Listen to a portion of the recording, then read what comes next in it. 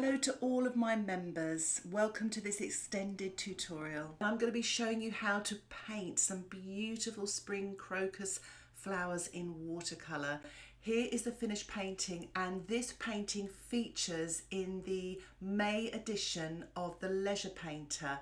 It is available today from the 19th of March, and if you'd like to get hold of a copy, I will have details in the description below.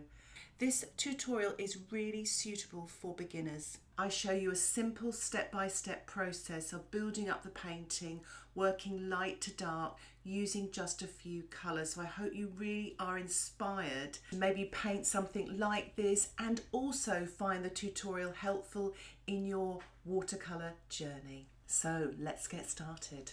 For a full list of all the materials I use in this tutorial, please see the description below. I will also include colour alternatives. So I've sketched out the outline of my drawing with an HB pencil onto cold pressed watercolour paper, 300 grams. So it's got a little bit of a tooth to it and it's on a watercolour block. So I'm using a very limited palette. I'm just mixing up here some ultramarine and some opera rose. You could use ultramarine and permanent rose or permanent magenta. Any pink will do, and you could actually use cobalt blue as well. I would say using Prussian blue or a cooler blue you might not have that brighter violet colour. So I would go for more of the warmer colours. Start with ultramarine if you don't have that, then the cobalt blue. So I hope that's helpful. So what I'm doing now is I've wet this bud and I'm using my size 6 brush and actually dropping in a very dilute mixture of the ultramarine and the pink. I'm just dropping in now slightly creamier ultramarine and pink, just to make it a little bit darker at the top. I'm adding a touch more pink now, so you've got a pink violet. And I'm just popping that in there at the top as well and pushing up the paint towards the top, and you'll get a nice sort of sharp edge, an outline edge there. As you saw, I used my paper towel there just to sort of control the amount of wetness or liquid on my brush. Adding that touch of pink as well gives a little bit of variety to the buds here. So I'm just wetting the smaller bud to the right here and dropping in a little bit of the ultramarine mixed with the opera rose there, wet into wet. Now I'm putting slightly creamier colour at the top so it looks slightly darker. I've used several photographs to create this composition. I didn't quite find the right photograph. I wanted to keep it very, very simple, so I've sort of taken bits and pieces and sort of created this composition suitable really for beginners, so you don't have too much fussy details. I'm actually using my twig now just to scratch into the surface of the paper there to make some markings, some dark markings, because as you scratch into the paper it creates a sort of a thin line and then the paint runs into that. It is permanent though, so just be sure where you scratch your mark you don't mind. I'm using my large size 14 brush, actually mixing up some of the ultramarine and the pink and trying to vary the colours. So you've got a little bit more pink wash, a little bit more blue wash, and just letting everything float into one another. This is wet on dry, and just add lots of water as well. So this is your light and palest areas. So with watercolour, just to remind you, we work light to dark and just really sort of have fun even just dropping water in. It makes such a difference. I'm working damp into damp now, so my paint is slightly creamier and the paper has dried off a little bit, and I'm just dropping in these damp marks to create sort of markings that have softer edges. When you paint wet on dry, you have hard edges, and that's what I'm doing here, just going to get these softer edges, working damp into damp. Now I'm using my twig now just to create some markings on the surface of the paper as well, some thin lines. As you saw there, I'm just put some framing tape around the edge. I actually forgot to do it, so I do like to have a nice white border if I can, and it just finishes off the painting nicely as well. And if you're storing it as well, you can, when you're looking at them, it just presents them really well. So I'm mixing up some ultramarine, some yellow and a touch of pink there, as you saw, to get a really sort of neutral colour. and I've got some yellow on its own as well. I'm wetting the background with my size 14 brush, not quite going right up to the crocuses. I'll do that with a smaller brush later, but using the large brush just to cover large areas. Keep loading it with lots of water and let it soak in. It'll give you longer, more time to paint the longer you sort of spend doing that. And now I'm adding some yellow on its own, just painting this wet into wet. Just to say, my crocuses are dry. I did give them a blow dry. Each time I usually work on the next stage, I always make sure my painting is dry. One, it prevents this background wash running into my crocuses, but also if the underpainting isn't dry, you disturb it and it can create backgrounds and muddy washes. So there's two really good reasons to dry your paintings thoroughly. I recommend drying naturally, but if you don't have the time, use a blow dry, but just make sure the shine of the paper has gone before you blow dry, because it moves the paint. Now I'm actually painting on here some neutral colours. That's the pink, the blue and the yellow mixed up. It's almost a little bit muddy actually looking back on it now, but I was just trying to create neutral tones. So if you're not sure about that, just use, as I'm using now, some orange, and it's the pink and the yellow mixed together, and I made it slightly creamier just to make it stand out a little bit more, and painting this damp into wet and adding a little bit more of the yellow and pink. Now you can see how creamy that is, and it's kind of a lovely sunshiny colour. I'm using the size 14 brush and just dropping it in to this wet background. You saw there I used my fingertips there just to push away the paint. You know, sometimes you just can't get access to the kitchen towel, so that's what I did there. So I'm just carefully painting in between the crocuses there as well, mixing up now some ultramarine and some yellow, quite a creamy wash, and painting this damp into damp. So the grasses kind of stay where they are, but they've got soft fuzzy edges, and this is going to be like the background grasses. So when I come to later painting the foreground grasses, they'll be wet on dry and they'll come forward and it will create depth in your painting. I'm using my size 6 brush, and as you can see there, I try to really vary my brush strokes. They don't all look straight. They kind of they're flexing in the soft spring breeze. But it's quite fun to do this, working damp into damp. Keep loading your brush each time so you've got plenty of fresh paint as well.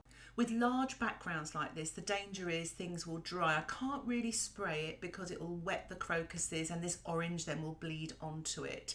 So what I tend to do is I work in all the large areas, and then once that's done, I'll go in with slightly creamier paint and just cut in right into the edges. Just make sure the paint that you're using is the same consistency as your background or slightly thicker. And that way, when you paint it on, it doesn't create back runs.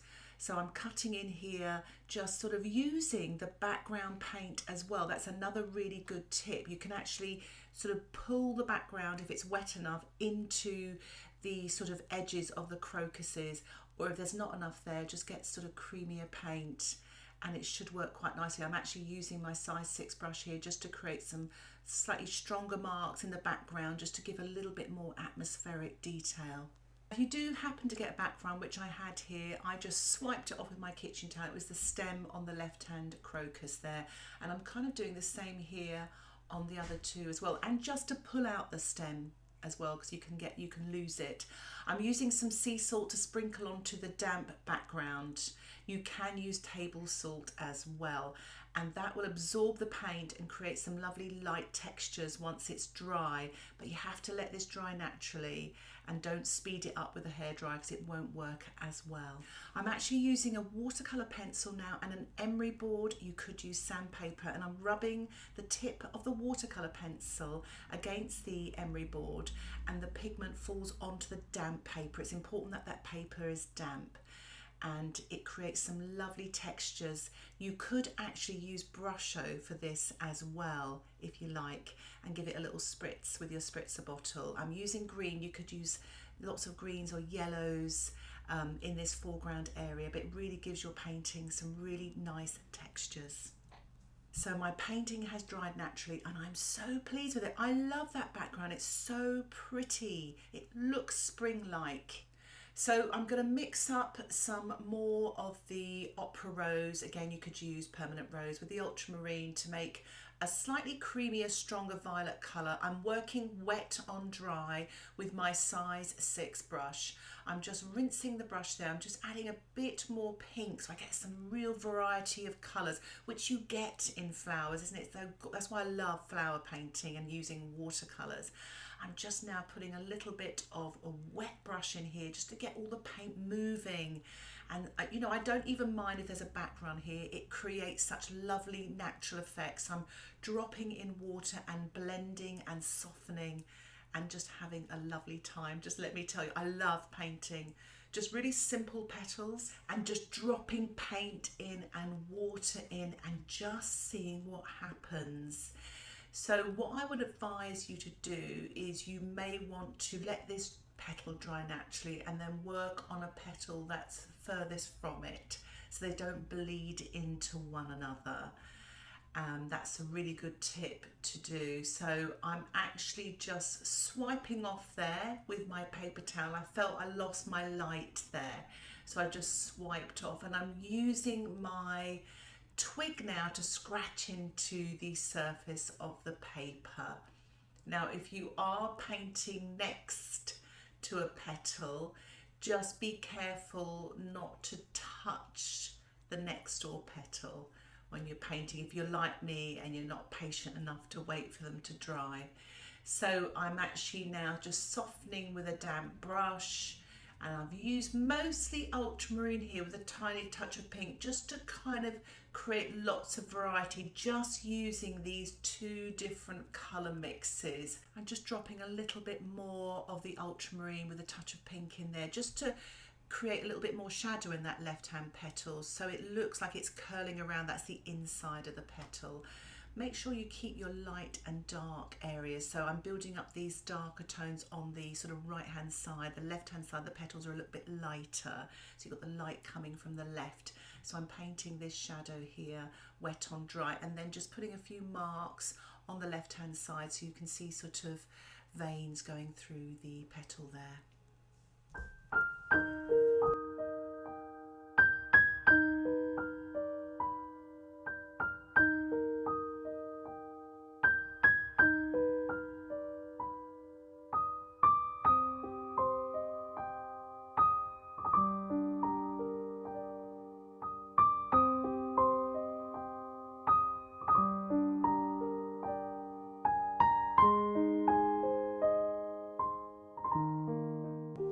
Just adding a slightly creamier blue with a touch of pink, a little bit more pink there. As it comes down into the stem there, it gets a bit darker and stronger, and it's quite nice just adding the paint just straight from that's tube paint that I'm using there, and I'm adding a little bit of water as well. I'm using my Twig again. I just quite like drawing with it and scratching into the surface, but do remember it is permanent, but it's quite nice to create those very thin lines, those veins in the petals. So I'm going to continue now working, building up these sort of mid-tone values, wet on dry, and then softening with my damp brush.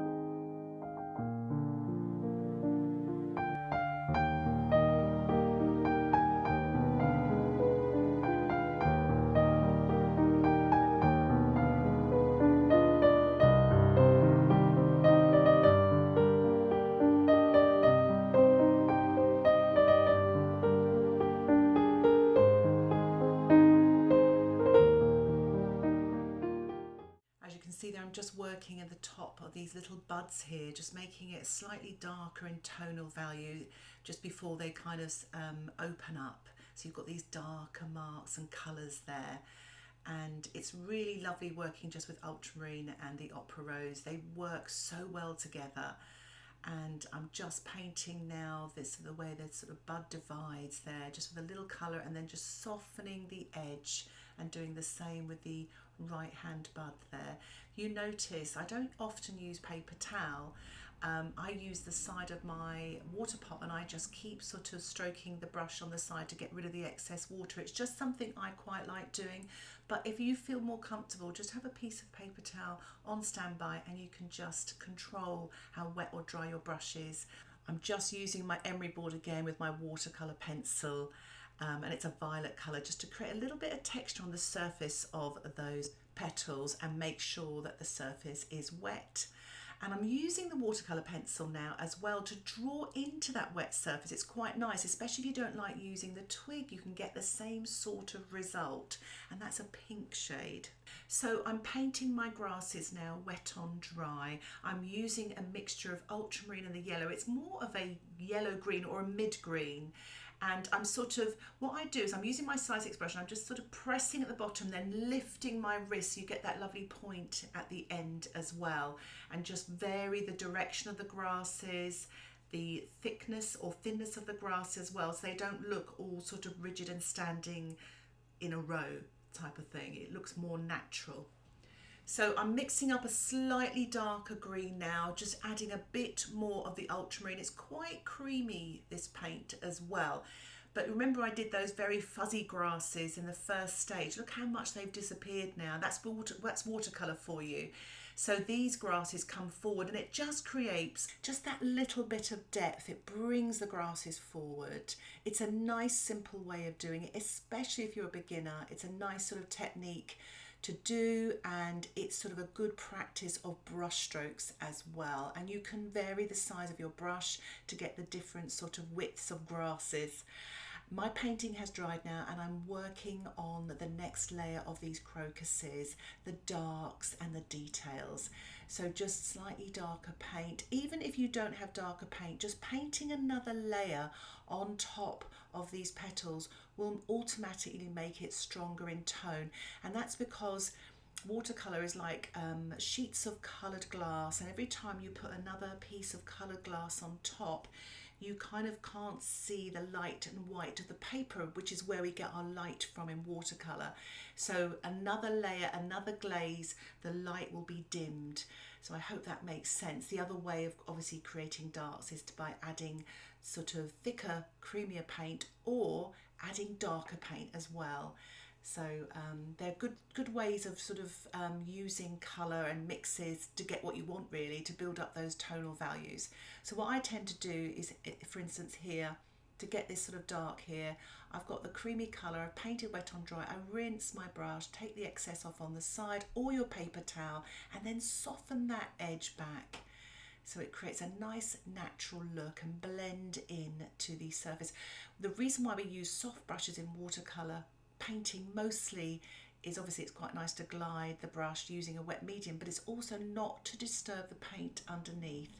If you disturb the paint underneath, you're very likely to get muddy colours and backgrounds and just not very nice effects, and you get this lovely transparency by gliding your brush. I almost say to my students, try not to even touch the paper, have the watery paint glide if you can. I mean, it's not easy to do that, but as much as you can, try not to touch the paper. What I'm doing here is I'm just painting some details on the petals using a sort of a lighter tone, because it's on the light side of the petals and it's a light violet colour. I'm using my size 6 brush and it's just the veins. It's just sort of really getting towards the end of the painting where I really get into my darks and my details. So I'm just painting a little bit of dark underneath this petal here, wet on dry, again rinsing my brush, flicking off that excess water and then softening that edge so it looks really nice and natural. It gets a little bit darker as it goes down towards the stem. The tonal value is slightly darker, so I'm just going to add some creamier paint and I'm just going to paint this wet on dry, adding a touch more pink as well. It's quite nice to keep the variety of colours. Don't have just one flat colour. Add a touch more blue, maybe a touch more pink, and then add some water as well to soften.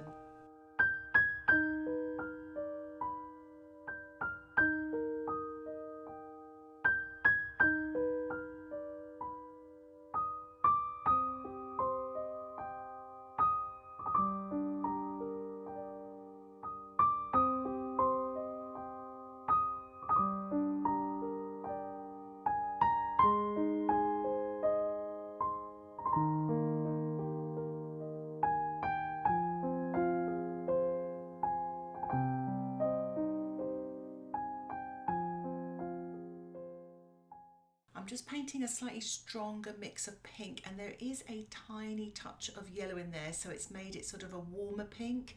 I'm adding a touch of blue as well, so I've kind of neutralised these colours slightly, so they're not as brightly coloured as the petals, and I've added a little bit of water there as well. I'm working on these wet on dry onto these right hand buds here, and just putting a tiny touch more detail right at the top there, really to pop them out, so you've got that lovely light against dark of the petals further down. I'm using my size 2 brush just to paint this detail here, using a mix of the ultramarine and the pink, and it's just to really make it nice and simple for you to build up light to dark, you know, the fuzziness to that sort of crisp detail that I'm doing now. So I hope for beginners especially, this is good guidance of how to build up a painting in watercolour, and to start off with painting something like this to build your confidence as well. So you've got this structure to work with this simple colour palette, which is literally just 3 colours. I've allowed my painting to dry again, and I'm just using my size 6 brush. I've mixed up a bit more ultramarine now in that green. So I've got slightly darker green. As I said earlier, you build up those tonal values. One way of doing it is overlaying, the other one is to add a darker colour, in this instance the blue. So and it also creates a more of a cooler colour as well. Just for a bit of fun and some texture, I've watered down this colour, and I'm spattering with my size 4 brush some texture in the foreground there. It brings it forward away from the background as well to create depth and a little bit of fun in your painting. I'm mixing up a little bit of the violet now, and I'm going to do the same around the crocuses, just to give a little bit of texture, and also to finish off. You don't have to do this, it's just a little bit of fun. I've removed my framing tape now, got a lovely white border, and it gives me time to assess to see if I need to do any more to my painting. Now, for those of you, I get lots of questions about pencil lines. I'm actually taking those out now with my plastic eraser. You can also use a putty rubber as well, but it actually gives a little bit of light back. Sometimes when you rub out, you actually take a little bit of paint off. It can be a little technique there for you as well.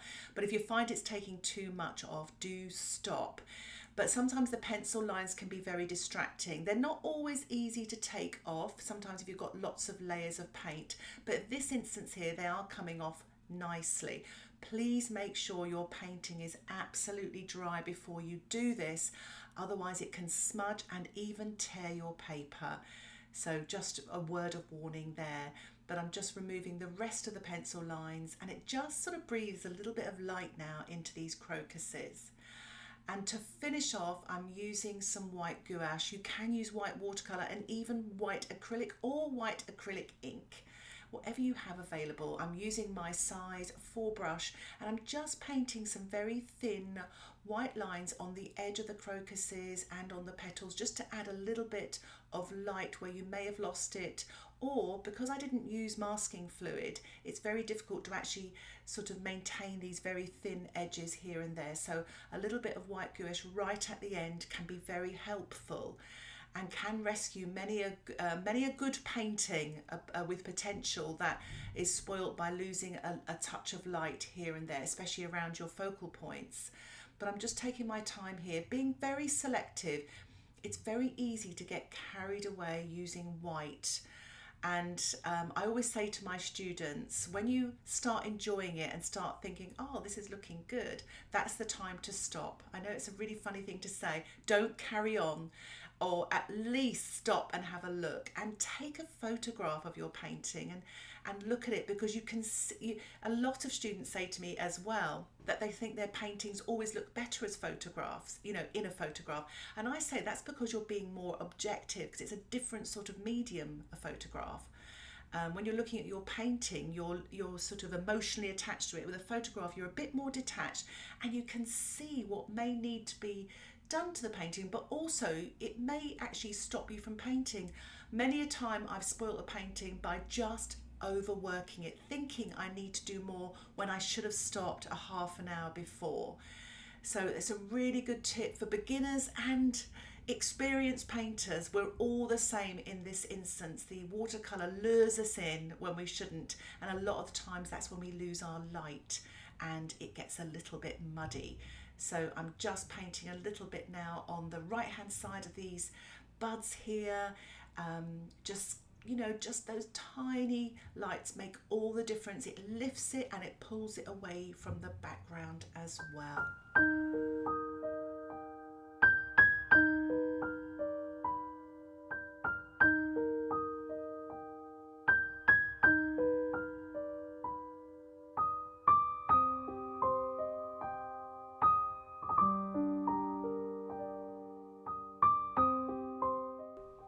So here is the finished painting. I'm really pleased with it because it is a lovely, simple exercise to do, especially if you're a beginner, and it is some gorgeous spring crocus, and it gets us in the mood for spring and for painting spring flowers as well. I'm also so proud that this is again been published in the Leisure Painters May edition, which is available now if you'd like to purchase it or download it, and I'll have details about that in the description below. Thank you so much for watching this tutorial. I really hope it inspires you to paint these spring crocuses. Thank you also for being part of the memberships. I really appreciate your support in my art and in my teaching. And if you'd like to share your finished work, why not do so on the members Facebook page? Details about that can be found in the description below. Thank you again for watching. Happy painting. Bye for now.